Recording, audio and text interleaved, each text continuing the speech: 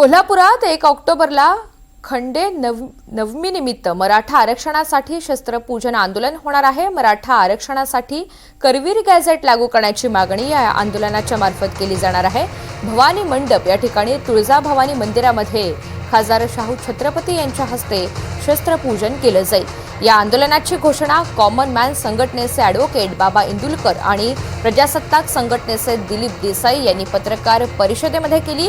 मराठा समाजाच्या कायदेशीर लढ्याला नवी दिशा देण्यासाठी हा उपक्रम राबवला जाणार आहे, असं सुद्धा आयोजकांनी स्पष्ट केलंय।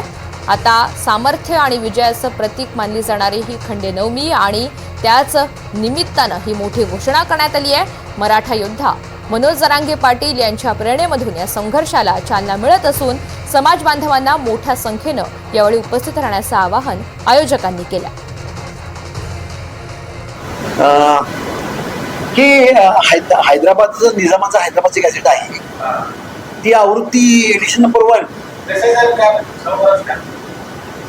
शाहू महाराजांना ज्यावेळेला आम्ही सांगितलं की महाराष्ट्रामध्ये आरक्षणाचा विषय सुरू आहे आणि ज्यावेळेला शासनानं शासन परिपत्रक काढलं त्यामध्ये शाहू महाराजांचा कुठेही उल्लेख नाही।